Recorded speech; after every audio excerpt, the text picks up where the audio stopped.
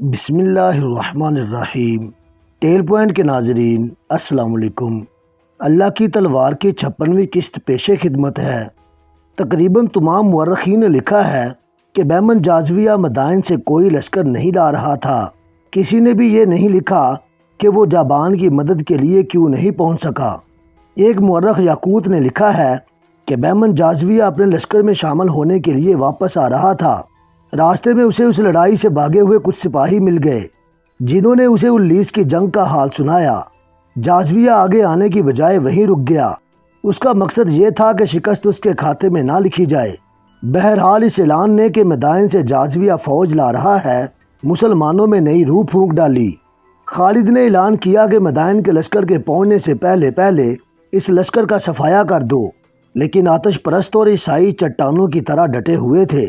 خالد دعا تو کرتے ہی تھے، لیکن یہ پہلا موقع تھا کہ خالد گھوڑے سے اترے، زمین پر گھٹنے ٹیکے اور ہاتھ بلند کر کے دعا کی، خدائے ذوالجلال ہمت عطا فرما کہ ہم اس لشکر کو نیچا دکھا سکیں۔ میں عہد کرتا ہوں کہ میں تیرے دین کے دشمنوں کے خون کا دریا بہا دوں گا۔ اب کہ خالد نے نئے جوش و خروش سے حملے کروائے، پہلوؤں کے دونوں سالاروں نے دشمن کو نیم دائرے میں لے لیا۔ عقب سے مسنہ بن حارثہ کے سواروں نے اپنی چھاپا مار کارروائیاں جاری رکھیں۔ 2-3 گھنٹے بعد صاف نظر آنے لگا کہ دشمن کے قدم اکھڑ رہے ہیں۔ چونکہ دشمن کی تعداد زیادہ تھی، اس لیے اس کے مرنے اور زخمی ہونے والوں کی تعداد بھی زیادہ تھی۔ یہ حالت دیکھ کر آتش پرستوں اور عیسائیوں کے وہ لوگ جو پہلی 3 جنگوں سے زندہ باغ نکلے تھے حوصلہ ہار بیٹھے اور جانیں بچانے کے لیے میدان جنگ سے کھسکنے لگے۔ پھر لشکر کے دوسرے لوگ بھی پیچھے ہٹنے لگے۔ یہ صورت دیکھ کر مسلمانوں نے اپنے حملوں میں مزید شدت پیدا کر دی۔ پھر اچانک یوں ہوا کہ کفار نے بھاگنا شروع کر دیا۔ خالد نے اپنے تمام لشکر میں قاصد اس پیغام کے ساتھ دوڑا دیے اور بلند آواز میں اعلان بھی کرایا، تعاقب کرو، انہیں بھاگنے مت دو، انہیں قتل بھی نہ کرو، زندہ پکڑ کر لاؤ۔ اس اعلان کا کفار پر ایک اثر تو یہ ہوا کہ انہوں نے بھاگنے کی بجائے ہتھیار ڈالنے شروع کر دیے۔ بعض نے خوف زدہ ہو کر بھاگ اٹھنا بہتر سمجھا۔ مسلح کے سواروں نے انہیں گھیر کر پیچھے لانا شروع کر دیا۔ جنگ ختم ہو چکی تھی۔ میدان جنگ لاشوں اور تڑپتے اور بے ہوش زخمیوں سے اٹا پڑا تھا۔ ایک طرف وہ کھانا محفوظ پڑا تھا جو دشمن کے لشکر کے لیے تیار کیا گیا تھا۔ خالد کے حکم سے مجاہدین کھانے پر بیٹھ گئے۔ جو سوار بھاگنے والوں کو پکڑ کر لا رہے تھے وہ بھی باری باری کھانا کھانے لگے۔ خالد نے مجاہدین سے کہا، اللہ نے یہ کھانا تمہارے لیے تیار کرایا تھا، اطمینان سے کھاؤ۔ مسلمان مختلف کھانے دیکھ کر حیران ہو رہے تھے۔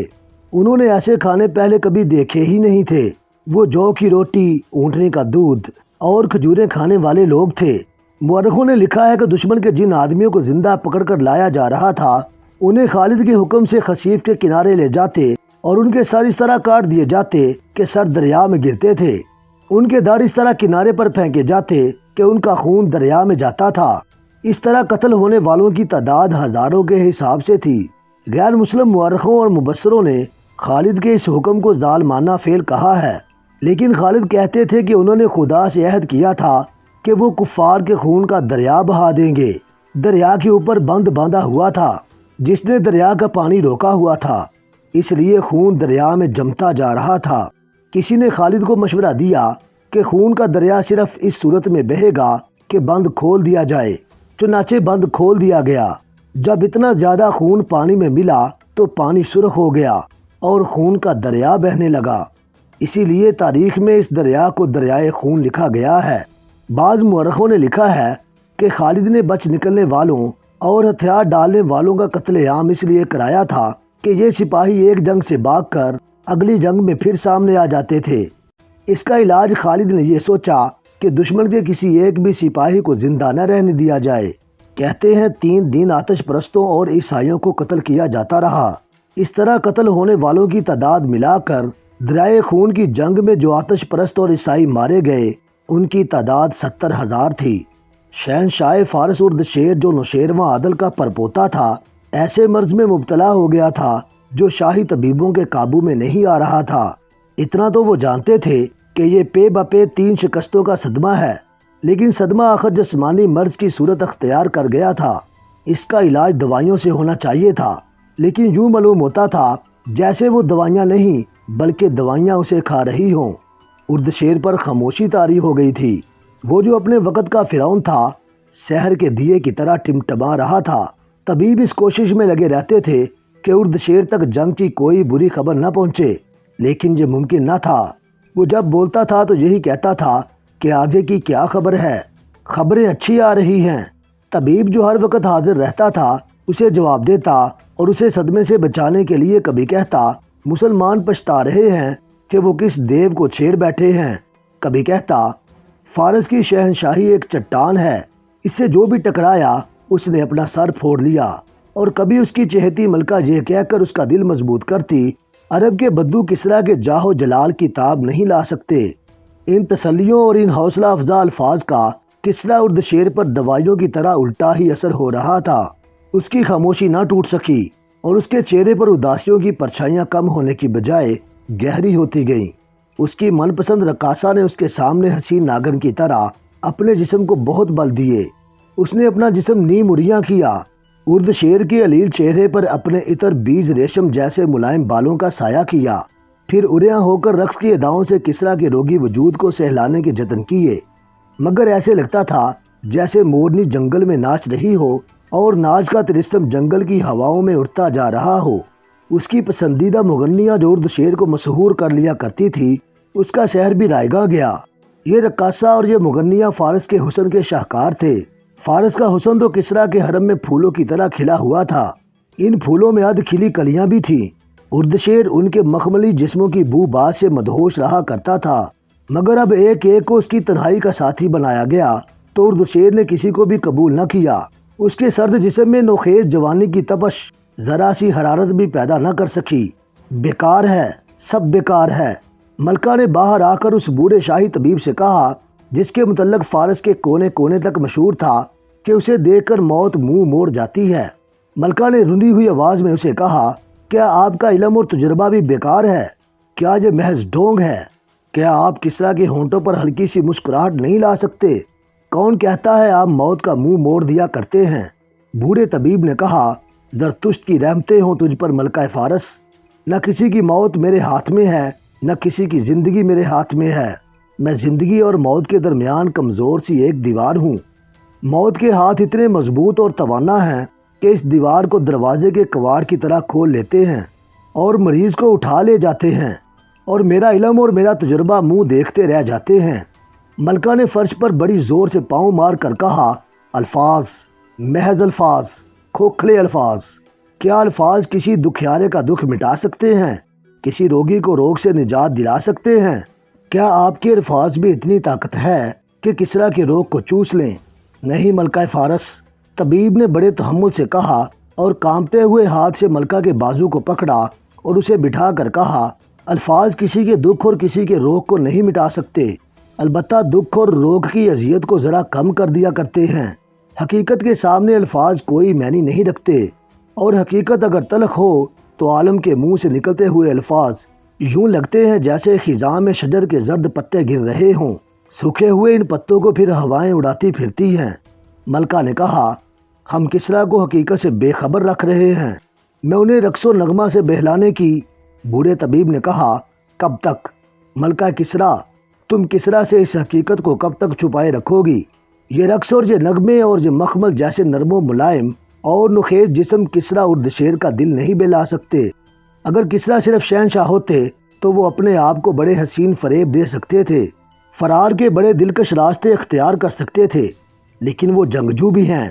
ان کے گولے کے سموں نے زمین کے تختے کو ہلا ڈالا تھا۔ فارس کی اتنی وسیع شہنشاہی کسریٰ کے زور بازو کا حاصل ہے۔ اس شہنشاہی کو انہوں نے رومیوں کی طاقتور فوج سے بچایا ہے۔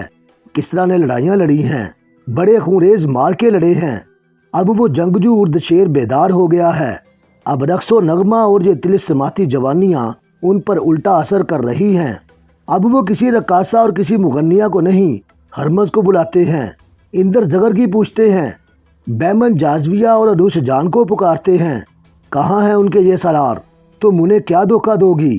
ملکہ نے آہ بھر کر کہا، کچھ نہیں، کچھ بھی نہیں۔ آپ ٹھیک کہتے ہیں، لیکن کچھ تو بتائیں، میں کچھ نہیں سمجھ سکتی۔ کیا آپ ان مسلمانوں کو جانتے ہیں؟ یہاں چند عیسائی آئے تھے، وہ کہتے ہیں کہ مسلمانوں میں کوئی پراسرار طاقت ہے جس کا مقابلہ کوئی نہیں کر سکتا، اور میں نے دیکھا ہے کہ دجلہ اور فرات کے درمیانی علاقے میں ہم نے جن مسلمانوں کو آباد کر کے انہیں اپنا غلام بنا رکھا تھا اور جنہیں ہم کیڑوں مکوڑوں سے بڑھ کر کچھ نہیں سمجھتے تھے، وہی مدینہ والوں کا بازو بن گئے ہیں، اور ہمارا لشکر ان کے آگے باغا باغا پھر رہا ہے۔ طبیب نے کہا، یہ عقیدے کی طاقت ہے ملکہ فارس، تو کیا ان کا عقیدہ سچا ہے؟ بوڑھے طبیب نے کہا، نہیں ملکہ فارس، ایک بات کہوں گا جو شاید تمہیں اچھی نہ لگے۔ مسلمانوں کا عقیدہ یہ ہے کہ بادشاہی صرف اللہ کی ہے اور بندے اس کے حکم کے پابند ہیں، اور وہ کہتے ہیں کہ اس اللہ کے سوا کوئی معبود نہیں۔ کیا تم اس راز کو سمجھتی ہو ملکہ کسریٰ؟ ملکہ نے جواب دیا، نہیں بزرگ طبیب، میں نہیں سمجھ سکی۔ بادشاہی تو ایک خاندان اور اس کے ایک فرد کی ہوتی ہے۔ طبیب نے کہا، اس کا انجام تم دیکھ رہی ہو ملکہ کسریٰ۔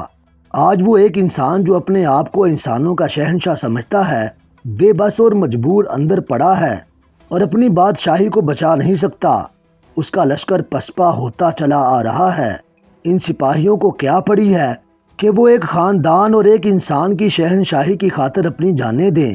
وہ جو ہزاروں کی تعداد میں مر رہے ہیں، وہ بھاگتے ہوئے مر رہے ہیں۔ وہ جب دیکھتے ہیں کہ مال غنیمت تو ہے ہی نہیں، پھر لڑیں کیوں؟ وہ تمہارے خزانے سے ماہانہ وصول کرنے کے لیے زندہ رہنا چاہتے ہیں۔ اور مسلمان، طبیب نے کہا، مسلمان کسی ایک انسان کے آگے جواب دہ نہیں۔ وہ اللہ کی خوشنودی کے لیے لڑتے ہیں اور اپنے امیر کا حکم مانتے ہیں۔ یہی وجہ ہے کہ وہ اتنی کم تعداد میں بھی طوفان کی طرح بڑھے آ رہے ہیں۔ ملکہ فارس، عقیدہ اپنا اپنا اور مذہب اپنا اپنا ہوتا ہے۔ میں علم اور تجربے کی بات کرتا ہوں۔ جب ایک خاندان اور ایک انسان اپنے آپ کو شہنشاہ بنا لیتا اور انسانوں کو انسان سمجھنا چھوڑ دیتا ہے، تو ایک دن آتا ہے کہ وہ اپنے ساتھ اپنی فوج کو بھی اور اپنی رعایا کو بھی تباہی کے گڑھے میں پھینک دیتا ہے۔ ملکہ نے کہا، میں نہیں سمجھ سکتی، میں سمجھنا نہیں چاہتی، میں صرف یہ چاہتی ہوں کہ کسریٰ صحت یاب ہو جائیں۔ کچھ کرو بزرگ طبیب، کچھ کرو۔ طبیب نے کہا، کچھ نہیں ہو سکتا ملکہ فارس، کچھ نہیں ہو سکتا۔ صرف یہ خبر لے آؤ کہ مسلمانوں کو فارس کی سرحد سے نکال دیا گیا ہے، یا خالد بن ولید کو زنجیروں میں باندھ کر کسریٰ کے دربار میں لے آؤ تو کسریٰ اٹھ کھڑے ہوں گے۔ ملکہ نے رنجیدہ اور شکست خوردہ لہجے میں کہا، ایسی خبر کہاں سے لاؤں؟ مدینہ کے اس سالار کو کیسے زنجیروں میں باندھ کر لے آؤں؟ اگر میرے سالار شکست کھا کر زندہ آ جاتے تو میں ان کی ٹانگیں زمین میں گاڑ کر ان پر کتے چھوڑ دیتی۔ وہ سر جھکائے ہوئے چل پڑی۔ ایک گھوڑا سر پر دوڑتا آیا اور محل کے باہر رکا۔ ملکہ دوڑتی باہر گئی، بوڑھا طبیب بھی اس کے پیچھے گیا۔ وہ ایک کماندار تھا۔ گھوڑے سے کود کر وہ ملکہ کے سامنے دو زانو ہو گیا۔ اس کا منہ کھلا ہوا تھا، آنکھیں سفید ہو گئی تھیں، چہرے پر صرف تھکن ہی نہیں، گھبراہٹ بھی تھی۔ کوئی اچھی خبر لائے ہو؟ ملکہ نے پوچھا اور شاہانہ جلال سے بولی، اٹھو اور فوراً بتاؤ۔ کماندار نے ہامتی ہوئی آواز سے کہا، کوئی اچھی خبر نہیں، مسلمانوں نے پورا لشکر کاٹ دیا ہے۔ انہوں نے ہمارے ہزاروں آدمیوں کو پکڑ کر دریائے خصیف کے کنارے اس طرح قتل کر دیا ہے کہ دریا میں خون چل پڑا۔ دریا خشک تھا۔ مسلمانوں کے سالار نے اوپر سے دریا کا بند کھلوا دیا تو باوقلی خون کا دریا بن گیا۔ ملکہ نے غضبناک آواز میں پوچھا، تم کیوں زندہ واپس آ گئے ہو؟ کیا تم میرے ہاتھوں کٹنے کے لیے آئے ہو؟ کماندار نے جواب دیا، میں اگلی جنگ لڑنے کے لیے زندہ آ گیا ہوں۔ میں چھپ کر اپنے لشکر کے قیدیوں کے سر جسموں سے الگ ہوتے دیکھتا رہا ہوں۔ ملکہ نے حکم دیا، خبردار، یہ خبر یہیں سے واپس لے جاؤ شہنشاہ فارس کو۔ شہنشاہ فارس یہی خبر سننے کے لیے زندہ ہے۔ اردشیر کی آواز سنائی دی۔ ملکہ نے اور طبیب نے دیکھا، اردشیر ایک ستون کے سہارے کھڑا تھا۔ دو بڑی حسین اور نوجوان لڑکیوں نے اس کے ہاتھ اپنے کندھوں پر رکھے ہوئے تھے۔ یہاں آؤ، اس نے کماندار کو حکم دیا۔ میں نے محسوس کر لیا تھا کوئی آیا ہے، کہو کیا خبر لائے ہو؟ کماندار نے ملکہ اور طبیب کی طرف دیکھا۔ اردشیر نے گرج کر کہا، ادھر دیکھو، بولو۔ کماندار نے وہی خبر سنا دی جو وہ ملکہ کو سنا چکا تھا۔ کسریٰ اردشیر آگے کو جھک گیا۔ دونوں لڑکیوں نے اسے سہارا دیا۔ ملکہ نے لپک کر اس کا سر اوپر اٹھایا۔ بوڑھے طبیب نے اس کی نبض پر انگلیاں رکھیں۔ ملکہ نے طبیب کی طرف دیکھا۔ طبیب نے مایوسی سے سر ہلایا۔ طبیب نے کہا، فارس کسریٰ اردشیر سے محروم ہو گیا ہے۔ محل میں ہڑبونگ بچ گئی۔ اردشیر کی لاش اٹھا کر اس کمرے میں لے گئے جہاں اس نے کئی بار کہا تھا کہ عرب کے لٹیرے بدوؤں کو فارس کی سرحد میں قدم رکھنے کی جرت کیسے ہوئی ہے۔ اس نے اسی کمرے میں ولید کے بیٹے خالد اور حارثہ کے بیٹے مسنہ کو زندہ یا مردہ لانے کا حکم دیا تھا۔ اپنے حکم کی تعمیل سے پہلے ہی اس کے کمرے میں اس کی لاش پڑی تھی۔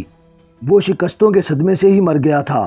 ملکہ نے حکم دیا کہ لڑنے والے لشکر تک کسریٰ کی موت کی خبر نہ پہنچنے دی جائے۔ مسلمانوں کے پڑاؤ میں ایک گھوڑا سر پر دوڑتا داخل ہوا۔ اس کا سوار چلا رہا تھا، کہاں ہے ولید کا بیٹا؟ گھوڑ سوار بازو بلند کر کے لہراتا آ رہا تھا، باہر آ ابن ولید۔ خالد بڑی تیزی سے سامنے آئے۔ سوار کہتا آ رہا تھا، ابن ولید تجھ پر اللہ کی رحمت ہو، تیری دہشت نے اردشیر کی جان لے لی ہے۔ خالد نے آگے بڑھ کر کہا، کیا تو پاگل ہو گیا ہے ابن حارثہ؟ سوار مسنہ بن حارثہ تھا۔ وہ گھوڑے سے کودا اور اتنے پرجوش طریقے سے خالد سے بغل گیر ہوا کہ خالد گرتے گرتے بچے۔ مسنہ نے خوشی سے بے قابو آواز میں کہا، مدائن کے محل رو رہے ہیں، اردشیر کو مرے آج 4 دن ہو گئے ہیں۔ میرے 2 آدمی مدائن کے محل میں موجود تھے، وہاں حکم دیا گیا ہے کہ اردشیر کی موت کی خبر اس کے لشکر کو نہ دی جائے۔ خالد نے اپنے دونوں ہاتھ آسمان کی طرف پھیلائے۔ انہوں نے کہا، میرے اللہ، میں تیرا شکر کس طرح ادا کروں؟ مجھے فتح کے تکبر اور غرور سے بچانا خدائے ذوالجلال۔ سب تعریفیں تیرے لیے اور صرف تیرے لیے ہیں۔ خالد نے ہاتھ نیچے کر کے ادھر ادھر دیکھا اور بلند آواز سے کہا، اپنے تمام لشکر کو یہ مژدہ سنا دو کہ فارس کی وسیع و عریض شہنشاہی کا ستون گر پڑا ہے اور یہ اللہ کی دین ہے۔ سب سے کہہ دو کہ کسریٰ کو تمہاری دہشت نے مارا ہے۔ خالد مسنہ بن حارثہ کو اپنے خیمے میں لے گئے اور اسے پوچھا کہ آگے کیا ہے۔ مسنہ نے بتایا، تھوڑی ہی دور فارس کا ایک بڑا شہر امنیشیا ہے۔ یہ شہر اس لیے بڑا ہے کہ وہاں فارس کی فوج رہتی ہے۔ اسے فوج کا بہت بڑا اڈا سمجھ لو۔ یہ شہر تجارتی مرکز ہے۔ اس کے ارد گرد زمین بہت زرخیز ہے۔ تجارت، اناج اور باغوں کے پھلوں کی وجہ سے امنیشیا امیروں کا شہر کہلاتا ہے۔ شہر پناہ بہت مضبوط ہے۔ شہر کے دروازے مضبوط ہیں۔ قریب جاؤ گے تو دیوار کے اوپر سے تیروں کا می برسے گا۔ ولید کے بیٹے، اس شہر کے لیے جانوں کی قربانی دینی پڑے گی۔ اگر تو نے یہ شہر لے لیا تو سمجھ لے کہ تو نے دشمن کی ایک موٹی رگ اپنے ہاتھ میں لے لی۔ خالد نے پوچھا، کیا اب بھی وہاں فوج ہے؟ اگر ہے تو کتنی ہوگی؟ مسنہ نے جواب دیا، اتنی نہیں ہوگی جتنی پہلے تھی۔ جہاں تک مجھے بتایا گیا ہے، 19 کی لڑائی میں کچھ فوج وہاں سے بھی آئی تھی۔ دریائے فرات میں ایک چھوٹا دریا آ کر گرتا تھا، اسے دریائے بدکلی کہتے تھے۔ جہاں یہ دریا ملتے تھے وہاں شہر امنیشیا آباد تھا۔ خالد بڑی شدت سے محسوس کر رہے تھے کہ ان کا ہر اگلا قدم پچھلے قدم سے زیادہ دشوار ہوتا جا رہا ہے۔ تاہم انہوں نے حکم دیا کہ فوراً امنیشیا کی طرف کوچ کیا جائے۔ فوراً کوچ سے ان کا مقصد یہ تھا کہ آتش پرستوں کو سنبھلنے کا موقع نہ دیا جائے۔ وہ مئی 633 عیسوی کے تیسرے ہفتے کا ایک ابتدائی دن تھا جب خالد نے 19 سے کوچ کیا۔ مدینہ کے مجاہدین فتح و نصرت سے سرشار تھے۔ وہ علاقہ سرسبز اور زرخیز تھا۔ گھوڑوں اور انسانوں کے لیے خوراک کی کوئی کمی نہیں تھی، لیکن امنیشیا کا دفاع خالد کو پریشان کر رہا تھا۔ جب شہر کی دیوار اور برج نظر آنے لگے تو خالد نے اپنے لشکر کو روک لیا۔ مسنہ بن حارثہ ان سے الگ ہو گیا تھا۔ وہ چھاپا مار جنگ لڑنے کا ماہر تھا۔ وہ اپنے جاں باز دستے کو ساتھ لے گیا تھا۔ خالد نے یہ کام اسے سونپا تھا کہ اپنے 2-4 آدمیوں کو کسی بیس میں امنیشیا تک بھیج کر معلوم کرے کہ وہاں آتش پرستوں کا کتنا لشکر ہے۔ زیادہ دیر نہیں گزری تھی کہ مسنہ آ گیا۔ اس نے خالد سے کہا، ابن ولید، یہ دھوکہ معلوم ہوتا ہے۔ خدا کی قسم، آتش پرست آمنے سامنے کی لڑائی سے منہ موڑ گئے ہیں اور اب وہ دھوکے اور فریب کی لڑائی لڑنا چاہتے ہیں۔ خالد نے پوچھا، کیا تو یہ نہیں بتائے گا کہ تو نے کیا دیکھا ہے اور وہ کیسا دھوکہ ہے جو آتش پرست ہمیں دے رہے ہیں؟ مسنہ بن حارثہ نے کہا، شہر خالی ہے، دروازے کھلے ہوئے ہیں، برجوں میں اور دیواروں پر کوئی بھی نظر نہیں آتا۔ کیا تیرے آدمی شہر کے اندر گئے تھے؟ مسنہ نے جواب دیا، نہیں ابن ولید، وہ دروازوں تک گئے تھے۔ وہ تو قبرستان لگتا ہے۔ وہ کہتے ہیں دروازوں میں سے انہیں نہ کوئی انسان نظر آیا نہ جانور۔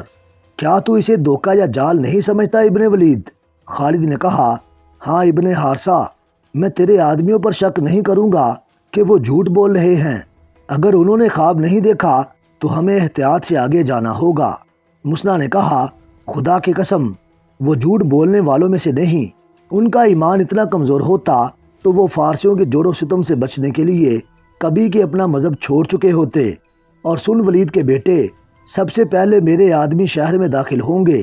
اگر یہ دھوکہ ہے، پھندا ہے، جال ہے، پہلے اس میں میرے آدمی جائیں گے تاکہ تیرا لشکر محفوظ رہے۔ خالد نے اپنے سالاروں کو بلایا اور انہیں بتایا کہ منیشیا خالی پڑا ہے اور یہ دھوکہ ہوگا۔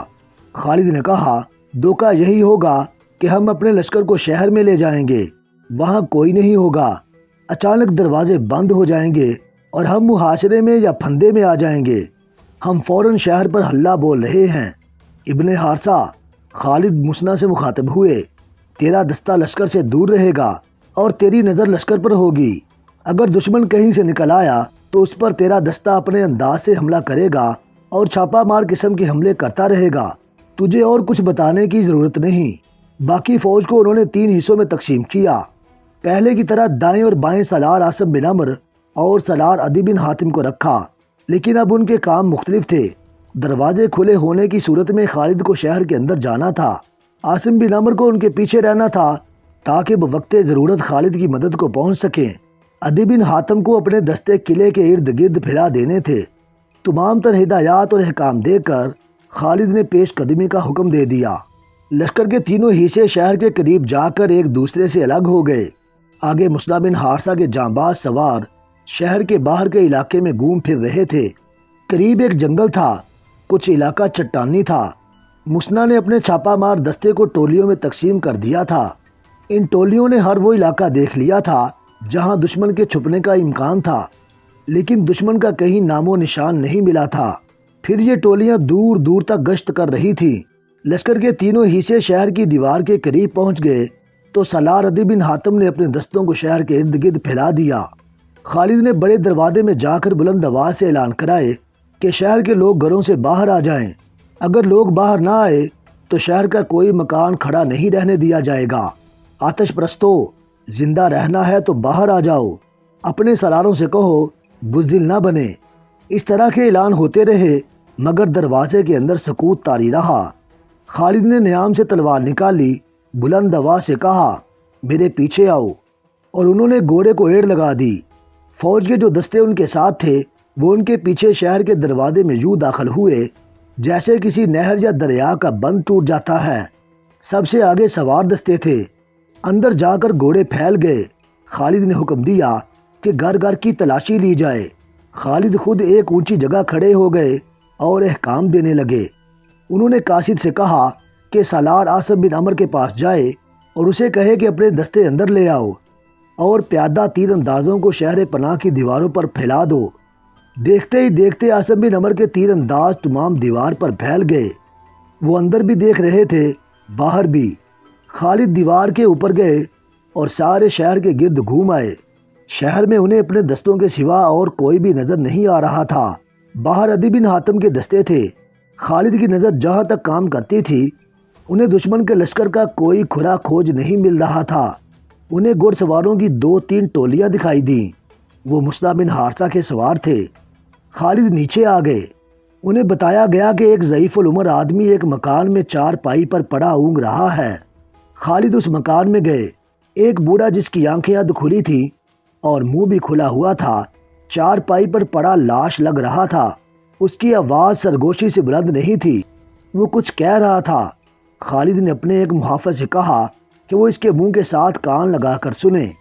بوڑھے نے پوچھا، کیا تم وہی لوگ ہو جن کے ڈر سے شہر خالی ہو گیا ہے؟ محافظ نے کہا، ہم مسلمان ہیں۔ مدینہ کے مسلمان؟ بوڑھے نے پوچھا اور جواب کا انتظار کیے بغیر کہنے لگا، میں یہاں کا عیسائی ہوں۔ وہ مجھے مرنے کے لیے چھوڑ گئے ہیں، سب چلے گئے ہیں۔ کہاں چلے گئے ہیں؟ بوڑھے نے کہا، بھاگ گئے ہیں۔ سالار بھاگ جائیں، فوج بھاگ جائے تو لوگ کیوں نہیں بھاگیں گے؟ کیا خالد بن ولید تمہارا سالار ہے؟ یہاں سب اسے جن اور دیو کہتے ہیں۔ ہاں ہاں، جس نے کسریٰ کی اتنی طاقتور فوج کو بھگا دیا ہے وہ انسان نہیں ہوگا۔ خالد نے اسے نہ بتایا کہ وہ جن اور دیو اس کے سامنے کھڑا ہے۔ انہوں نے حکم دیا کہ بوڑھے کے منہ میں دودھ ڈالا جائے۔ بوڑھے سے پوچھا گیا فوج گئی کہاں ہے؟ بوڑھے نے جواب دیا آگے شہر ہیرا ہے، آزادبہ وہاں کا حاکم ہے، شاید اس نے حکم دیا تھا کہ سب لوگ ہیرا آ جاؤ۔ ہمارے شہر کے جوان آدمی مدینہ والوں کے خلاف لڑنے گئے تھے، بہت سارے مارے گئے ہیں، وہ جو بچ کر آ گئے تھے وہ ہیرا چلے گئے تھے، پیچھے بوڑھے عورتیں اور بچے رہ گئے تھے۔ یہاں کے سب لوگ خالد بن ولید سے ڈرتے ہیں۔ ہمارے بھاگ کر آنے والے جوانوں نے لوگوں کو اور زیادہ ڈرا دیا۔ وہ کہتے تھے کہ مسلمان خون کا دریا بہا دیتے ہیں اور وہ ادھر آ رہے ہیں، سب بھاگ گئے ہیں، میں نہیں بھاگ سکا، میں تو اٹھ بھی نہیں سکتا، وہ مجھے مرنے کے لیے چھوڑ گئے ہیں۔ اس بوڑھے کو اونٹنی کا دودھ پلا کر اس کے حال پر چھوڑ دیا گیا۔ تقریباً تمام مورخوں نے لکھا ہے کہ امنیشیا شہر اس حالت میں خالی تھا کہ لوگوں کے گھروں میں سامان اور قیمتی اشیاء ایسے پڑی تھی جیسے ان مکانوں کے مکین ابھی کچھ دیر کے لیے باہر نکل گئے ہوں۔ لوگ اتنی عجلت میں بھاگے تھے کہ رقمیں اور سونا وغیرہ بھی پیچھے چھوڑ گئے۔ خالد کے حکم سے تمام فوج کو شہر میں بلا لیا گیا اور انہیں مال غنیمت اکٹھا کرنے کی چھٹی دے دی گئی۔ یہ امیروں کا شہر تھا، گھروں میں قیمتی اشیاء اور کپڑوں کی افراد تھی۔ مسلمان بعض چیزوں کو دیکھ کر حیران ہوتے تھے، یہ چیزیں وہ اپنے ساتھ لے جانا چاہتے تھے۔ جب سامان ایک جگہ اکٹھا کیا گیا تو خالد نے دیکھا۔ خالد نے حکم دیا آگ لگا دو اس سامان کو، یہ عیش و عشرت کا وہ سامان ہے جس نے اس قوم کو بزدل بنا دیا ہے۔ ان لوگوں کا انجام دیکھ لو، ان کے محل اور مکان دیکھ لو، خدا کی قسم خدا جسے تباہ کرنا چاہتا ہے اسے عیش و عشرت میں ڈال دیتا ہے۔ ہمیں آگے جانا ہے، جلا دو اسے اور سونا ہیرے جواہرات اور رقمیں الگ جمع کر دو۔ طبری نے خاص طور پر لکھا ہے کہ خالد نے اس خیال سے قیمتی ظروف، ریشمی کپڑے اور امیر گھروں کا سامان جلا دینے کا حکم دیا تھا کہ مجاہدین جہاد سے منہ موڑ جائیں گے۔ طبری کے علاوہ دوسرے مورخوں نے بھی لکھا ہے کہ جو مال غنیمت اس شہر سے ملا اتنا کہیں سے بھی نہیں ملا تھا۔ خالد نے دستور کے مطابق اس کے 4 حصے فوج میں تقسیم کر دیے اور 5واں حصہ مدینہ میں خلیفۃ المسلمین ابو بکر کو بیچ دیا۔